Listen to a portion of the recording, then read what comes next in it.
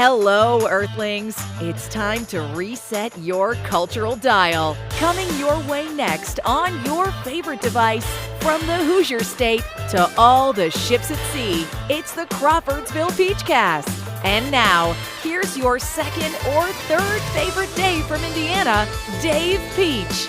Warning, other people named Dave may also appear.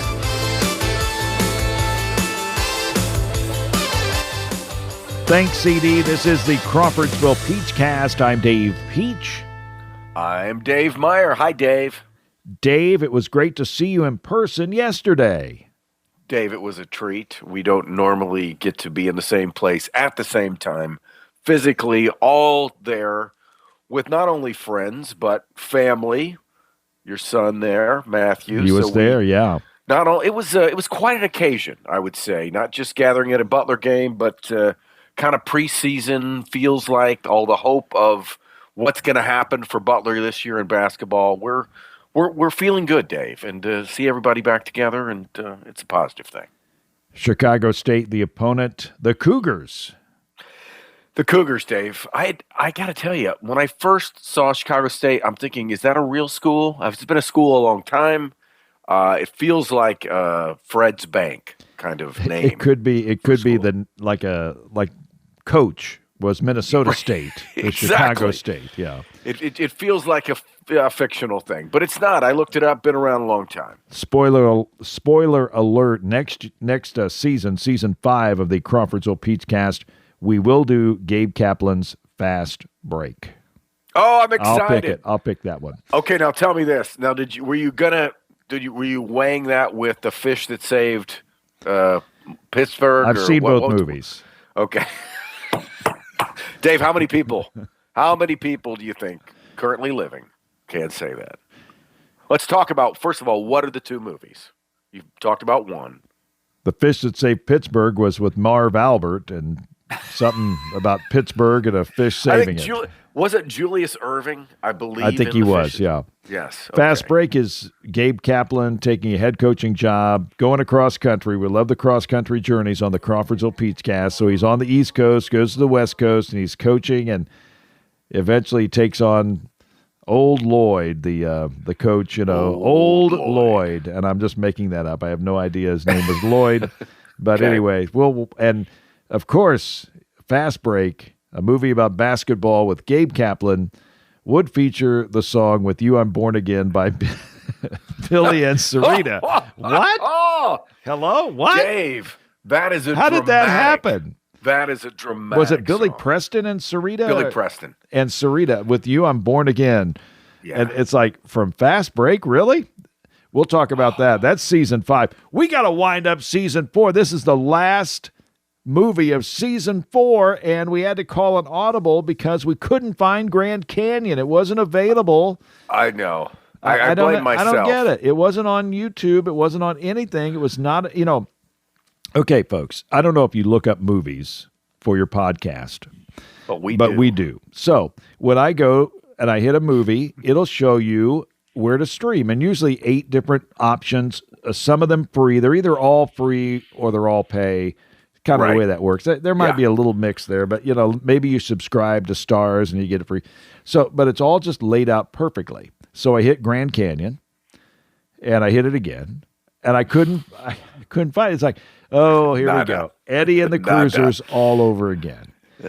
Eddie and the Cruisers all over again. Same thing with No More Lonely Nights with Paul Mack. Right. Not available. So at some point you got to just give up the ghost and move on, man.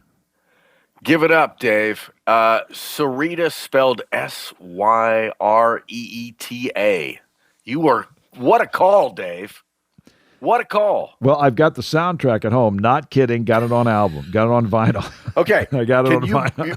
You got to bring the cover then. Oh, yeah. We do that. Yeah. Okay.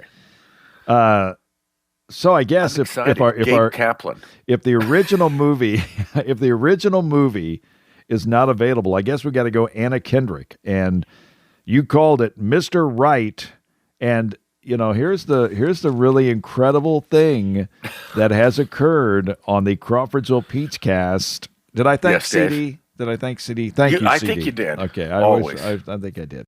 Central Indiana Rubber Products provides the power for you. Central Indiana Rubber Products, or CIR, keeps farm equipment and local manufacturing processes running with gaskets, belts, seals, and O-rings, among a variety of other products and services. Employee-owned and always customer-focused. Central Indiana Rubber Products, 989 West, 83 North, Crawfordsville, and at indianarubber.com. Central Indiana Rubber Products, or CIR, power for you. This is the second movie in a row that starts with the word Mr.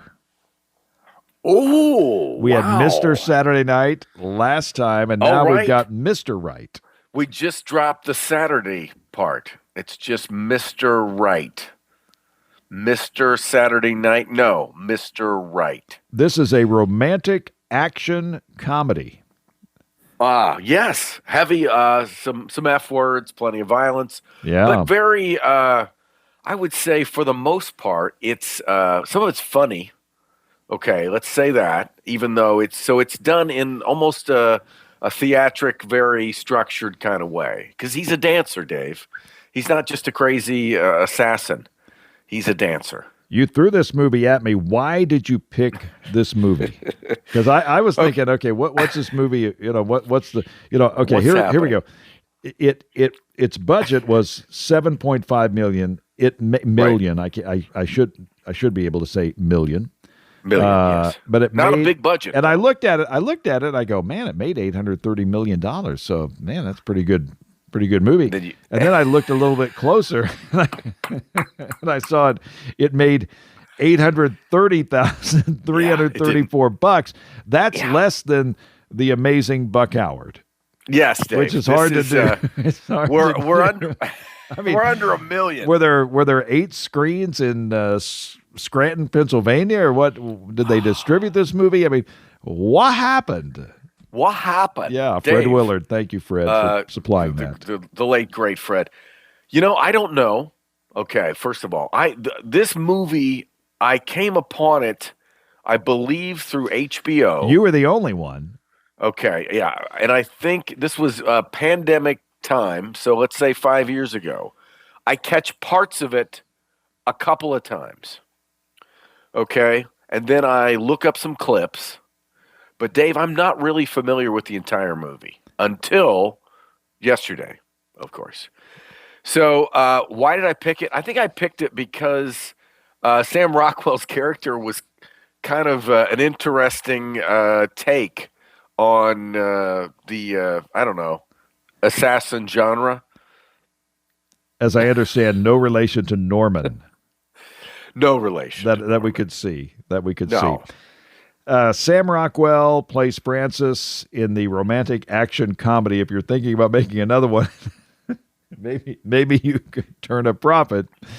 I don't know. Well, Dave, now we're not going to get too far ahead, but no. And the fact is nobody saw this, so I don't think we're giving anything up at any point. But it felt like to me at the end that they were setting up, Dave, the possibility of more. Oh boy. Don't you think?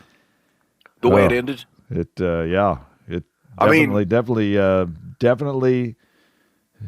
left it open. Left it open, man. Exactly. Like if we make some buku bucks like on one this, at the end of another, as they we say. put the band back together. Yeah.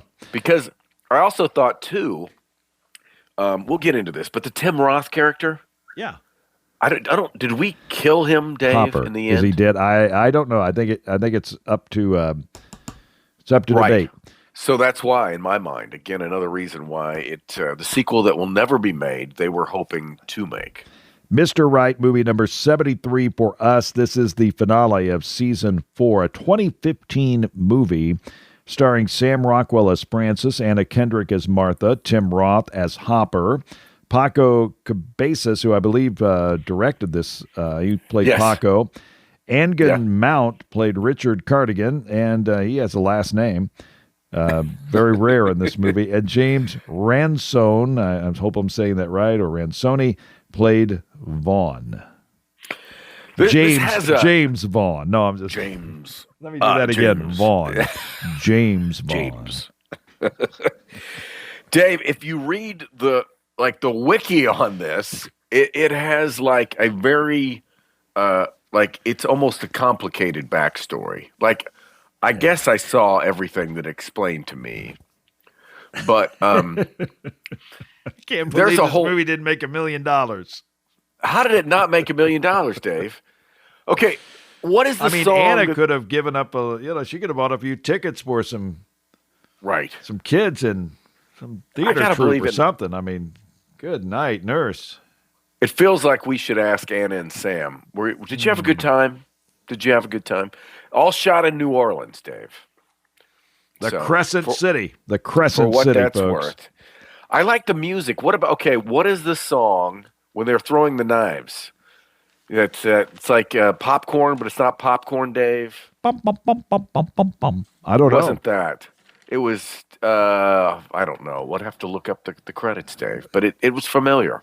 There are a lot of knives. It starts with a big knife, and she's cutting vegetables, cooking in an outfit, and there's two big fish in a pan, and all these vegetables are being cut with a big knife, which I always like to see. I like big knife. Then all of a sudden, the food gets burnt. And she calls out for Chinese food, and the Chinese food is there waiting for her and her boyfriend. And then Martha's boyfriend comes in to the house with Lady, and they're actually cheating in front of her. Which immediate cheating as they walk they didn't really walk in, they just kind of fell in. Yeah, fell in on a Then Anna was there watching, right? Or Martha. Martha, sorry, yeah.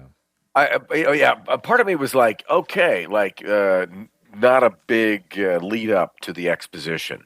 Like, oh, she's being cheated on. Yeah, that's how it. we're going to start this. She's kind of, but she is I guess we should say at the beginning, she says, "I'm a T-Rex" in a child scene or child scene. That is definitely. She has a certain. She says that throughout the movie, right? Growl. Growl. Dave, you do that well. Yeah, I've been working on it. So, actually, there's a hotel scene where we meet Sam Rockwell, who's kind of like a Bruce Willis type. Kind that's the best, probably widespread reference. Got the scruffy beard. Smart aleck. Yeah, he's got a scruffy beard. He puts on a red nose. His defining character, because there's always these guys in these movies that are ex-CIA and they're trained to kill people in 50 ways or whatever. And his backstory is something happened. He had a change of heart, and now he kills the people that hire him because killing is wrong, Dave. Dave's sustainability of this business plan. Right. Now, I'm guessing he's already gotten paid half when he's going back and killing. I don't know how this works, but it feels like I think I'd stop calling him. Yeah. I don't know if that's a, hey, you know what? That one guy, I probably wouldn't call him for the hit. Martha called him. I'm sorry, not Martha. Sometimes. Janice called him, and it didn't work out well. So maybe you go to the second option. Go to the one that doesn't dance. Okay. Yeah. But he has fun ways of killing people, I guess, if there's such a thing. So again, and it involves dancing. Let me just say this. So he's one of these people that kind of like these detectives you see on TV.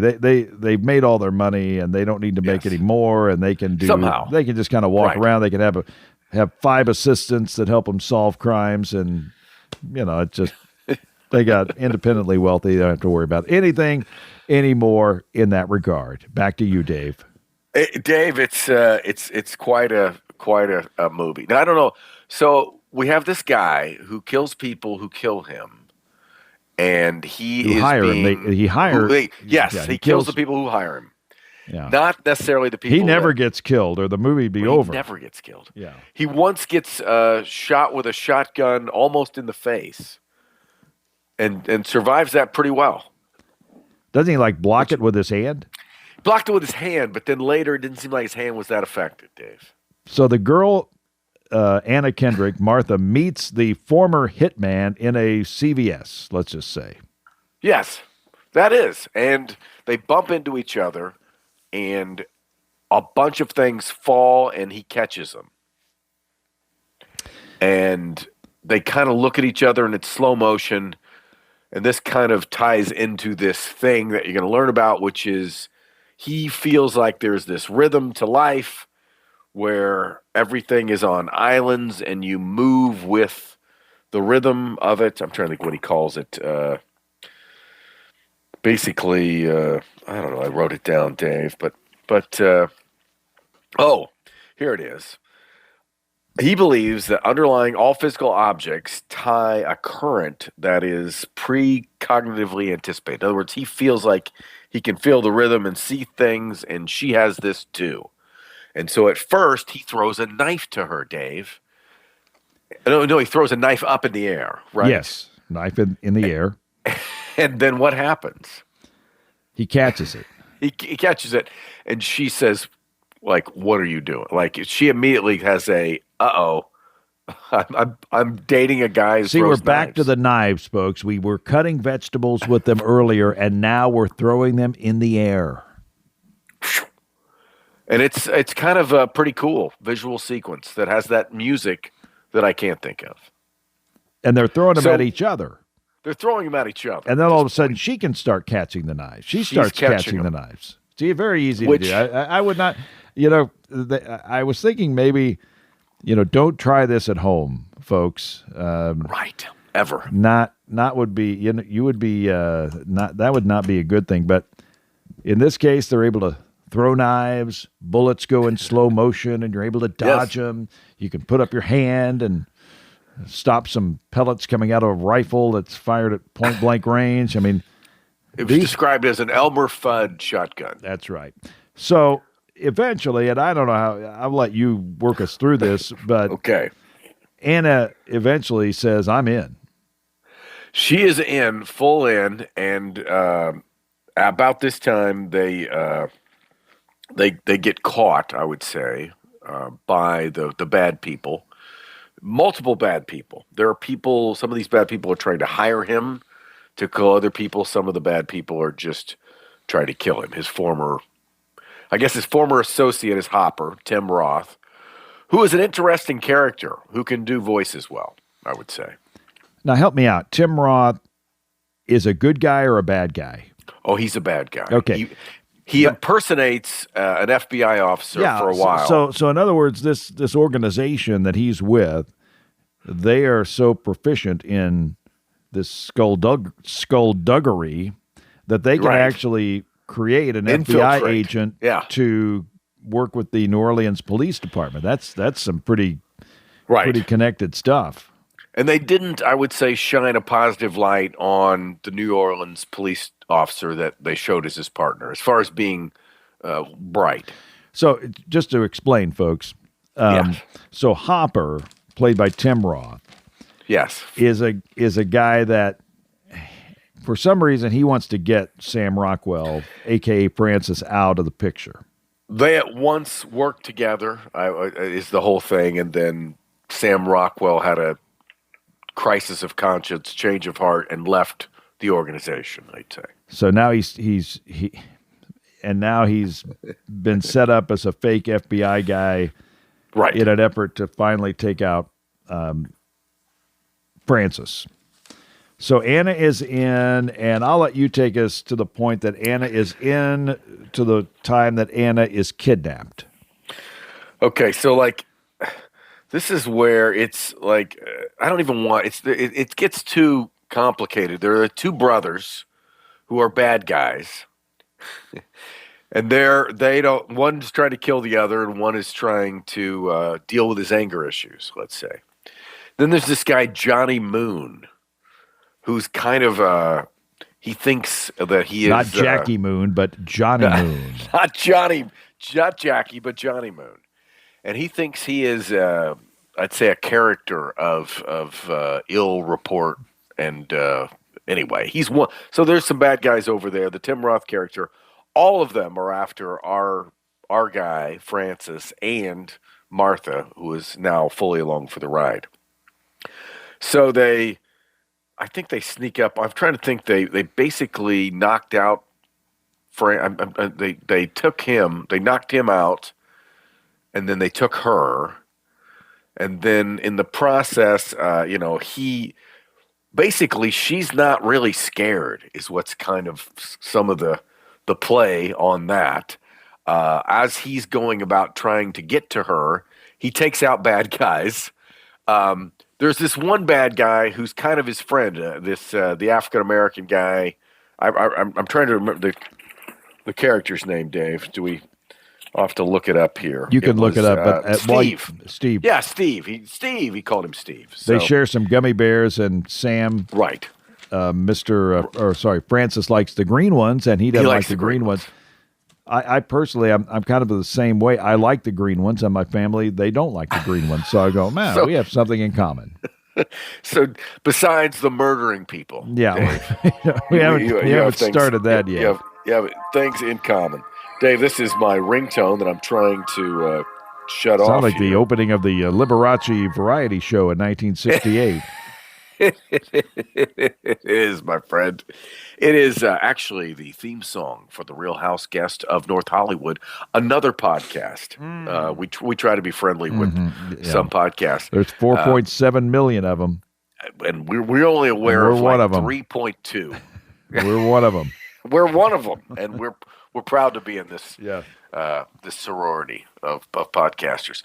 But okay, so let's just say that in this process of our hero coming to save his tied up girlfriend, Anna Kendrick, basically he doesn't need to. Martha, as he's taking out some of these people, he ends up getting knocked down a little bit. So what's cool about this is Martha, in the process of learning how to catch knives and I guess watch Francis kill people. She's a quick study. She's a quick study. Yes, she's a quick study. She didn't need a degree. No, she didn't have to go to trade school. Picked it up right quick. Just right there at the CVS and a couple dinners and ready to go. And locked and loaded, ready to go. Right. And so she proceeded there to kill the brothers. The brothers. Or Johnny Moon was first, I believe. Not Jackie Moon. Johnny Moon. Not Jackie. No. Okay. So the one brother kills. Okay. I'm going to say that every time, Dave, you say his name. I think you should, Dave.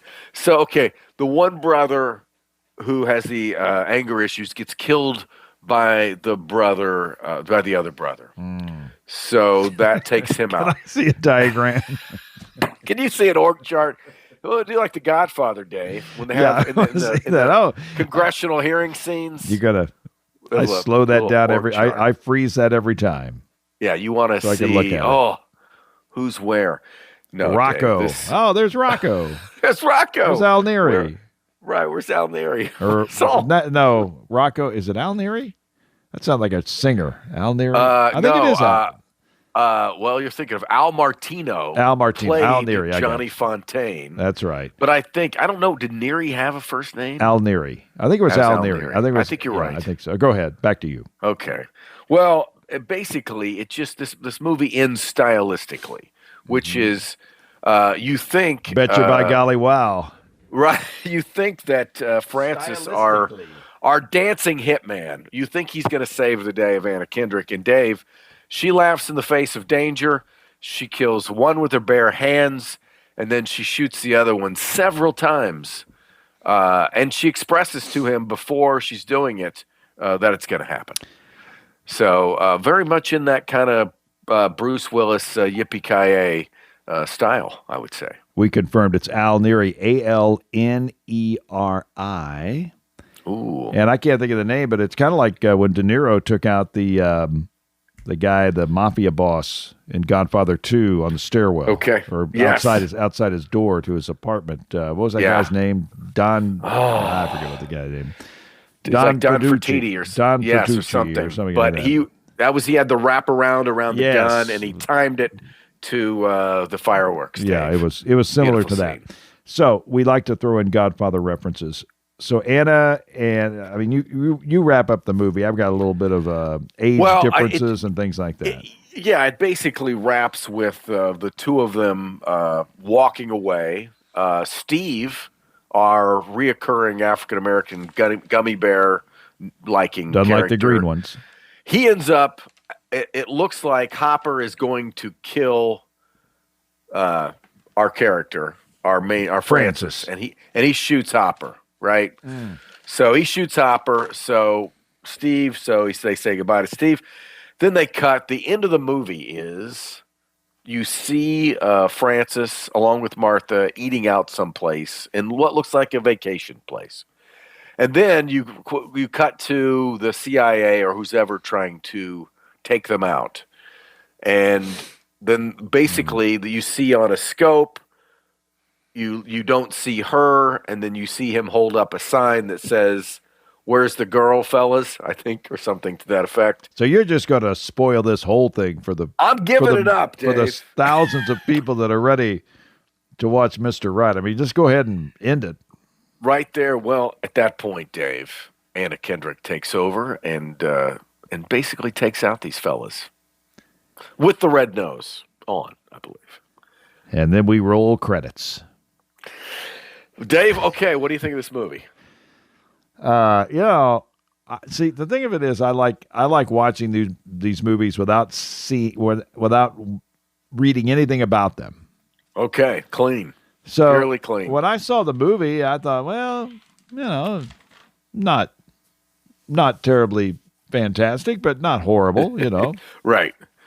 I feel like it could have done or should have done it if it would have been promoted. Or maybe depending on when it was released, Dave, it could have done just with her and him. It should have done better. But not now that I've seen the box office, that always influences your opinion of a movie. I mean, the success of the movie, or at least maybe even the cult following of a movie, has an impact on you watching it and whether you're going to like it or not. Yeah. So I guess I really, and is it a movie that I would sit down and watch? Obviously I did. So I don't know I don't know really what to say Dave, about it. I did throw it at you late. Yeah. Yeah, I mean, it was worth a watch. You can always learn, and you learn that there's some movie themes and concepts that just don't work with the general public. Well, Dave, I looked this up as we're speaking, and so I will give credit to AI for this pulled together what happened to Mr. Right. Thank you, AI, of whatever. It says, released in a limited theatrical in April 2016, simultaneously That's made. That's a hot month for movies, April. April 2016. April madness, man. April. Now, listen to this, Dave. The big one. It simultaneously went video on demand same time.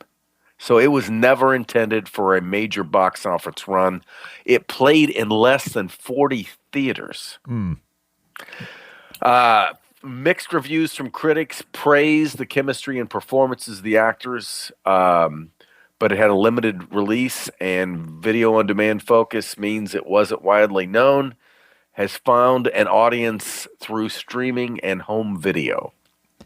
You could never base a movie on the comments, because you can find 20 people. I like this movie.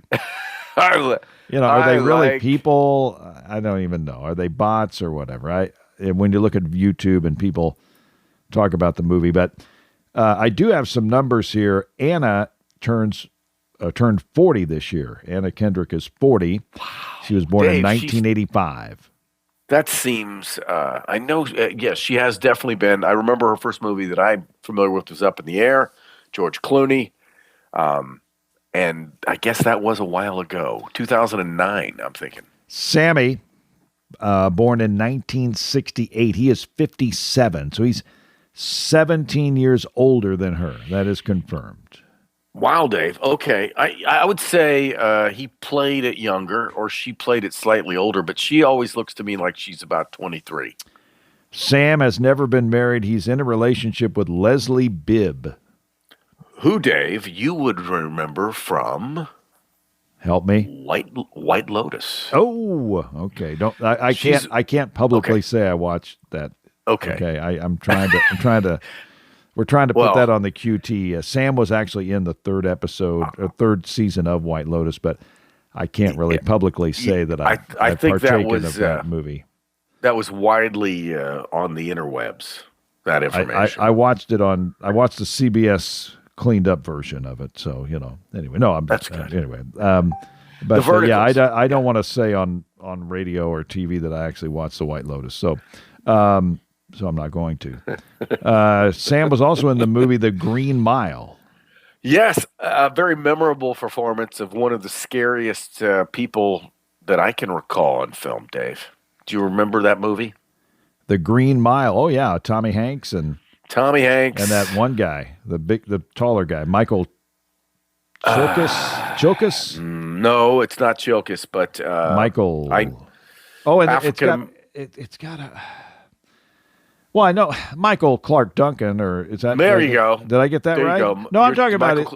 I'm talking about Jeter. You're talking about Michael Jeter, who had the mice. The guy who trained the mouse. No, the guy David that was Morse. with him. David Morse. Guy. Look up Green Mile. We're gonna call a coach's challenge here. It's a guy. Challenge. It's like the guy that's with him. His Tom Hanks' sidekick. That's David Morse. Okay, look it up. I'm gonna coach so his Michael challenge Clark here. Duncan, Tom Hanks, Michael Clark Brutus is David Morse. James Cromwell is his boss. I thought there was a guy that was on House that was on the Green Mile. Played a heavy on. Let me look at the first. Sam Rockwell's the biggest heavy, but let me look. Well, he played a heavy on House. I'm sorry. Okay, played heavy on House. Sam was also in the Green Mile. Yes, he was scary, Dave. He played Wild Bill, was his character, who was just insane and mean. And, I think that's the first movie that I remember him in. And that was, how long ago was Green Mile? Was that, what year, Dave? 1999. 1999, Tommy Hanks. Okay. And David Morris, who was in House later. David Morris in House later. He also played George Washington, Dave, in John Adams. How about that? Yeah, it kind of looks like if a guy's going to look like George Washington today, he's got a shot. I love John Adams. We talked about the theme to John Adams. Very, very good, very good. Paul Giamatti, the lead, but we also talked about Tim Roth. Tim Roth is 64 at current time. He was in a movie called Reservoir Dogs. It sounds like something that we might do. Tarantino's first movie. 1992. He's also in Pulp Fiction. But he's in the scene where, at the very end, where basically they are robbing the kind of Denny's place, and Samuel L. Jackson has him get his wallet out for him. I'm kind of hungry now. Let me ask you this trivia question, and you may, this might. I'll be interested to see what you come up with. Tim Roth. From 2004 to 2015, how many movies was he in? From 2004 to 2015, how many movies was Tim Roth in? I would say, 2004 to 2015, 9 years. 11 years. You figure 11. Okay. Sorry, thank you, Dave. You figure. Okay, I'm gonna guess 10. Higher. I'll give you one more Really? guess. Higher. 15? 25. Wow. Look it Dave, up. 5 movies. Was busy. 5 movies in 2015. I want you to look that up. Okay. Can you look that up? He was in 5 movies, including Mr. Right in 2015. 25 movies in 11 years. That's a lot of movies. And some of those, and I guess maybe he had a small role, but even then, that's kind of... It's a crazy a crazy amount. I just want to make sure of that before because that is something that I want to get right as we talk about Mr. Right, so to speak, getting it right. We could talk a little bit about the soundtrack. Meghan Trainor as My First Husband or My Next Husband or something like that. And then there's a musical group, Saint Motel, with a very 80s vibe. And actually the song called My Type, it is straight out of 1985 Molly Ringwald type movie soundtrack. Psychedelic Furs kind of a sound-alike there. Saint Motel. So the soundtrack's kind of peppy, kind of like Simple Favor from Anna. What do you see as far as the Tim Roth? Dave, you're absolutely correct. Okay, I was going to say. I just want to confirm that because sometimes I do get things wrong. No, he was in The Hateful Eight, another Tarantino movie, also in 2015. He was in Selma. He played George Wallace in Selma. Don't remember that. He was in a movie called Broken in 2012. That was he was nominated for Best Actor there for an International Film Festival in Stockholm. I mean, Incredible Hulk. I mean, it's a Dave. I don't think of him as being this busy and this broad. So, good job, Tim Roth. That is it for season 4 of Untoasted. Mr. Right. Wow. Mr. Right closes Right, the Dave. show. 2015, the 73rd movie. Coming up, we will choose, and it's kind of at the end of the year type of thing, so it's a good time to kind of relaunch season 5. We got some in the hopper. I know we've been talking about them, and we are ready to go with season 5 of Untoasted. Okay, I'm excited. Excited for the preview show, Dave. We will have the draft and all of that. That's really one of our more popular episodes. As we look at the look at those the kids tune in. Look at those analytics, or what are they called? Algorithms. Yeah, we're very much into the algorithms. But Dave, you have a great weekend as we talk here on it's Wednesday, so I guess you wish people a happy weekend on a Wednesday. I'll get there, Dave. Have a great rest of your week. And we are on, and you know this, we're on CrawfordsvillePeachcast.podbean.com.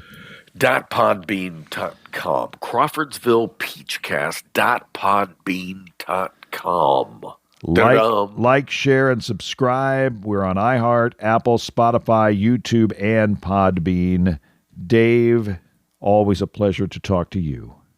Always fun, Dave. Always. Until next time, America, for Dave Meyer, I'm Dave Peach. Thanks for listening to the Crawfordsville Peachcast. Thank you for listening to the Crawfordsville Peachcast. If you enjoyed it, follow the podcast and ring the bell so that way you'll always be up to date with the newest episodes. We'll see you next time.